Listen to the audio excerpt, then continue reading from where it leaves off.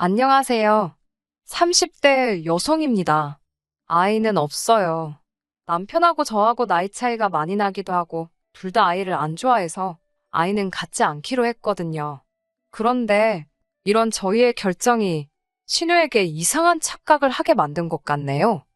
남편과 저는 동호회 활동을 하면서 만났습니다. 동호회 활동을 하게 된 계기는 제가 새로운 곳으로 이사를 했기 때문이었어요. 근 10년 가까이 다니던 회사를 떠나 새로운 직장으로 이직을 했습니다. 회사 자체만 놓고 보면 더 좋은 곳으로 가는 상황이었지만 사는 곳에서 1시간은 더 멀어지게 되었기에 이사를 하지 않을 수 없었습니다. 솔직히 새로운 동네로 이사를 올 때만 해도 큰 걱정은 없었고요. 하지만 사는 터전을 바꾼다는 게 생각보다 스트레스를 많이 받는 일이더군요. 게다가 새로 이직한 직장은 5시 퇴근에 야근도 없었습니다. 그렇다 보니 퇴근 이후 시간을 어떻게 하면 잘 쓸 수 있을지 고민이 되더라고요. 어떻게 하면 새로운 동네에 적응도 하면서 도움이 되는 취미를 가질 수 있을까? 그런 고민을 하다 찾게 된 것이 독서동호회 활동이었네요. 그리고 그 모임에 남편도 가입되어 있었고요. 동호회 회원 수가 많다고 해도 모이다 보면 맨날 나오는 사람만 나옵니다. 심심했던 저는 매주 얼굴을 비추게 되었고 남편도 꽤나 꾸준히 나오는 사람이었어요. 그러다 하루는 남편과 저 둘만 모이는 상황이 생겼습니다.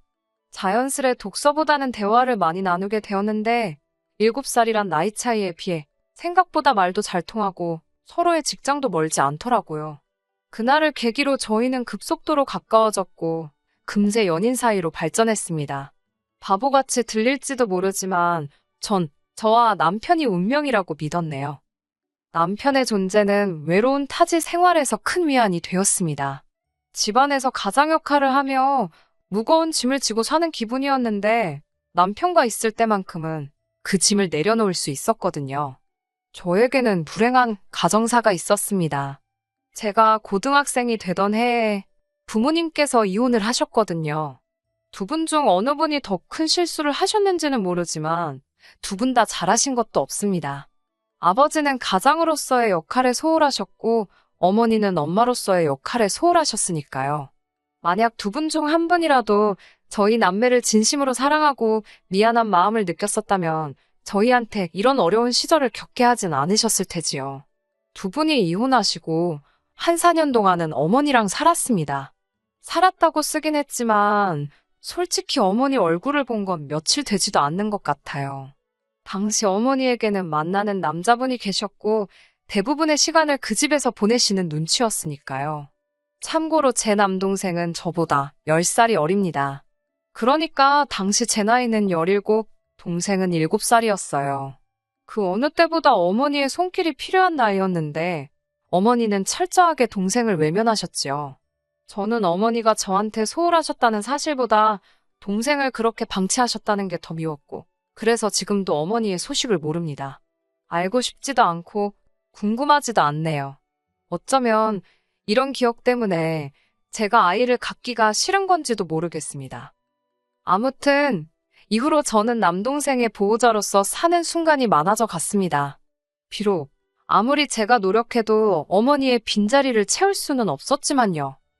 그래도 다행이었던 건 운 좋게도 저는 20살이 되면서 바로 사회생활을 시작할 수 있었습니다. 그나마 좋았던 성적 때문인지 단순히 운이 좋아서였는지는 모르겠지만 모 중견기업에 고졸특채로 들어갈 수 있었거든요. 그렇게 사회생활을 시작하고 얼마 지나지 않아 저는 남동생을 데리고 어머니 집에서 나왔습니다. 경제적으로 약간이나마 숨통이 트이자마자 제가 한 일은 동생을 학원에 보내는 일이었어요. 동시에 저도 나름대로 숨구멍을 찾기 위해 조금씩 노력했어요. 일주일에 하루 이틀이긴 했지만 친구와 지인들을 만나 맥주도 한잔하고 가끔 영화 보고 짧은 시간이었지만 연애도 해보고 그러다 보니 솔직히 말해서 동생에게 예전처럼 신경 써주지 못하는 시간도 간혹 생기더라고요.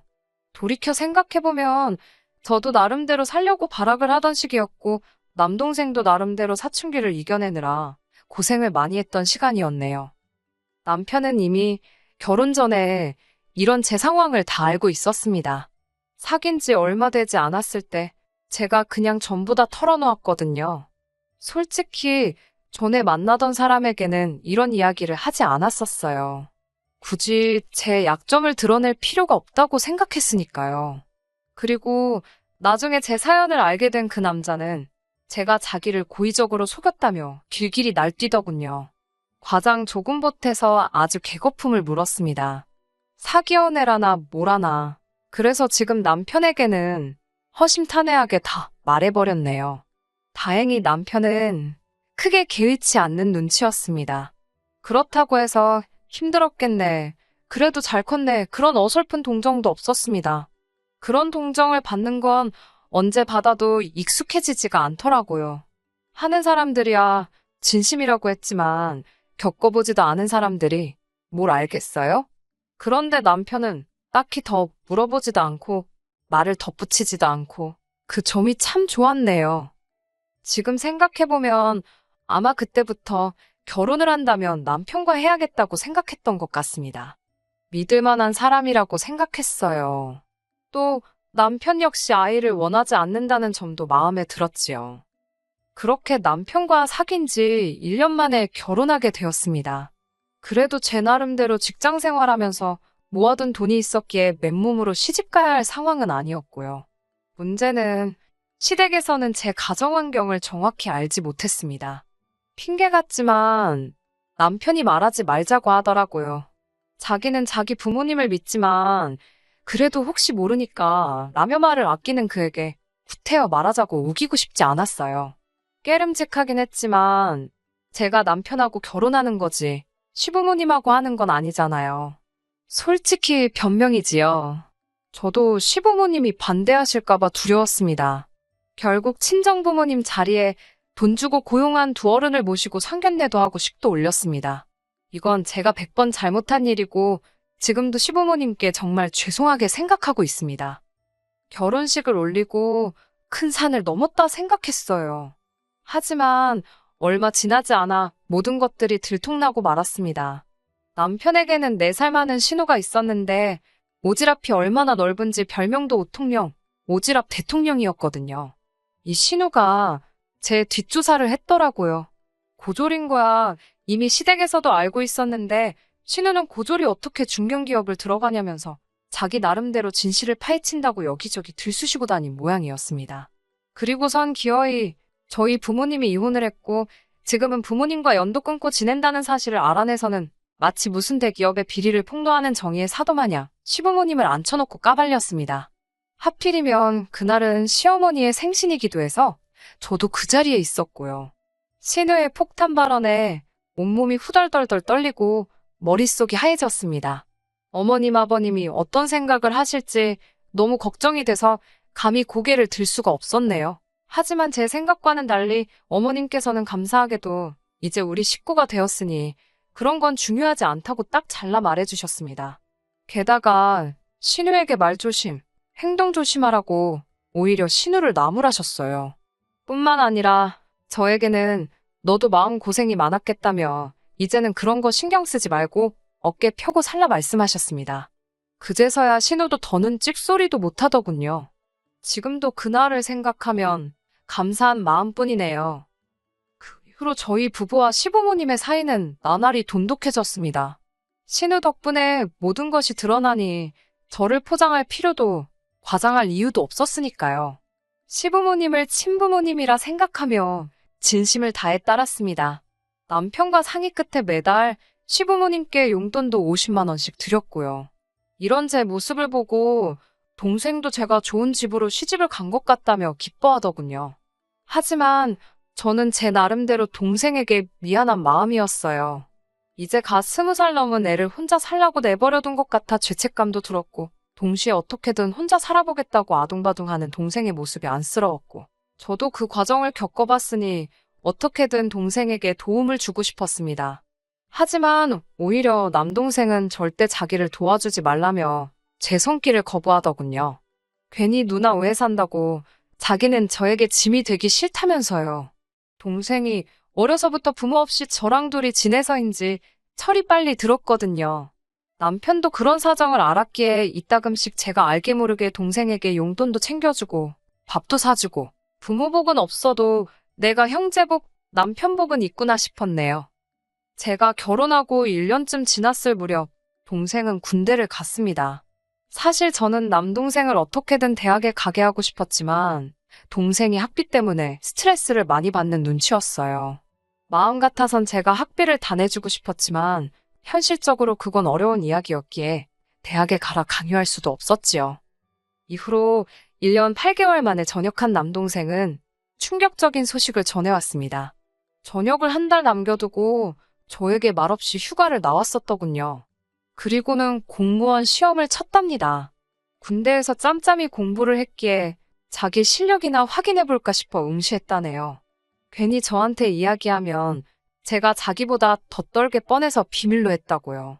그런데 그렇게 시험 삼아 본 시험을 떡하니 붙었다며 동생이 씩 웃어 보이는데 정말 너무너무 자랑스러웠습니다.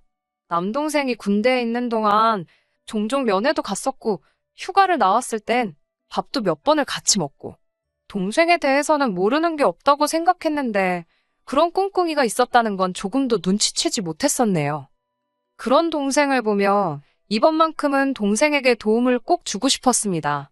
저녁 이후로 당장은 저희 집에 머물고 있는 상황이었고 남편도 원하면 같이 살자고 했지만 동생은 한사코 이를 거부했어요. 신세지기도 싫다 했고 어차피 동생이 다니게 된 직장과 저희 집이 왕복 3시간이 넘게 걸릴 만큼 멀기도 했네요. 이제 곧 출근한다는 기쁨도 잠시 동생의 얼굴이 하루가 다르게 어두워져 갔습니다.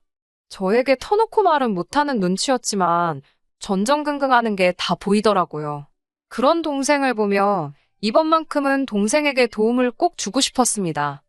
제가 그래도 수입이 나쁘지 않았고 그간 시댁에 꾸준히 용돈을 드리고 있었던 것에 반해 친정에는 따로 용돈을 드린 일이 없었으니 이번만큼은 동생에게 도움을 줘도 괜찮겠다 싶었고요. 그렇다고 제 마음대로 혼자 결정할 수는 없었으니까 남편에게 이야기를 했어요. 남편 돈은 손대지 않고 제 적금으로 동생 보증금 정도는 도와주고 싶다고요.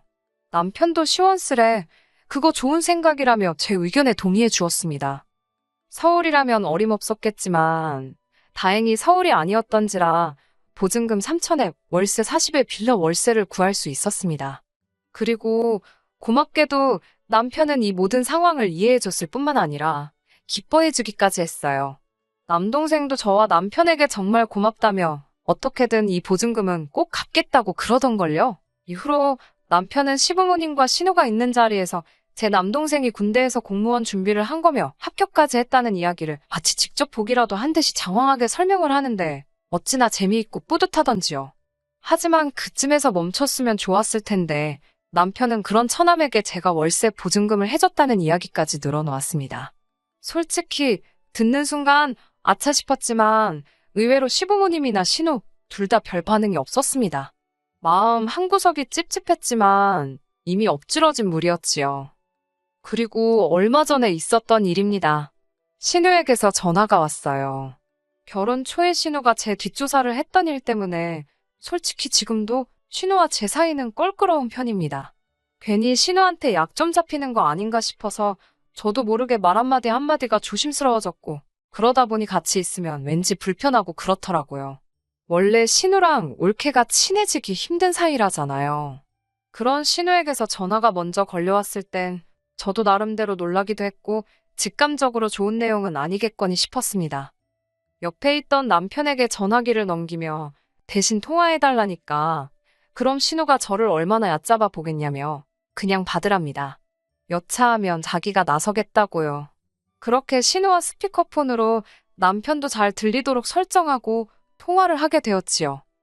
결론부터 말씀드리면 신우가 저한테 섭섭하다 했습니다. 동생한테는 그렇게 퍼주면서 시조카 생각은 안 나더냐고요. 처음에는 그게 무슨 소린가 했어요. 일찍이 결혼한 신우에게는 제 남동생과 1살 터울의 딸아이가 있거든요. 솔직히 신우랑 저랑 사이도 안 좋고 하다 보니 명절이나 돼야 얼굴을 볼까 싶을 만큼 대면대면한 사이입니다.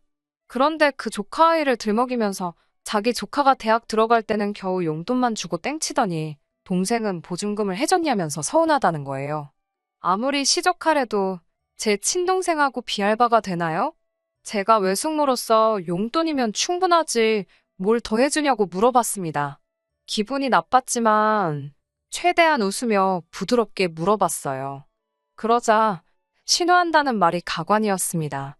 어차피 저희는 아이도 안 낳을 건데 그러면 결국 나이 들어서 자기 딸한테 의지하고 살게 되지 않겠냐입니다. 나중에 자기 딸한테 그래도 아쉬운 소리라도 하려면 지금부터 잘해야 되는 거 아니냐며 자기 딸이 다음 학기 즈음에서 교환학생으로 미국에 가고 싶어 하는데 돈 좀 보태달라더군요. 어처구니가 없어서 얼마를 말씀하시는 거냐니까 제 동생의 준 보증금만큼 달랍니다. 제가 어이가 없어서 못 들은 걸로 하겠다 했습니다. 그러자 신우가 잠깐만 기다리라더니 어머님을 바꿔주더라고요. 순간 너무 당황스러웠습니다. 남편도 옆에서 화가 많이 난 눈치였어요. 그런데 어머님 목소리가 나오니 남편 눈이 동그래지더라고요. 어머님께서도 저한테 어떻게 그럴 수가 있냐면서 서운하시답니다. 온 가족이 제 어두운 과거와 거짓말을 덮어주었는데 어떻게 너는 네 핏줄인 사람하고 아닌 사람으로 선을 긋냐고요. 동생하고 조카하고 나이대도 비슷한데 동생 어려운 건 신경 쓰이고 조카는 생각도 안 나더랍니다. 솔직히 신우가 돈 달라 소리했을 때는 진짜 개념 없네라고 생각만 했지 속이 상하거나 마음이 아프진 않았거든요. 그런데 생각지도 못하게 어머님이 조카를 챙기시면서 저를 나쁜 사람으로 만드시니 뭐라고 표현을 할 수가 없었습니다. 그래도 어머님만큼은 저를 이해해 주시고 진심으로 품어주시는 거라 생각했는데 배신감도 느껴지고 그런 제 마음은 아랑곳하지 않으시고 어머님께서는 제가 솔직히 예단이라고 해온 것 중에 뭐 변변한 거나 있었냐면서 이참에 시조카한테 한번 인심 크게 쓰고 다 묻고 가zap니다. 진정한 가족으로 거듭나면 저도 좋고 당신들도 좋고 다 좋아질 거라면서요.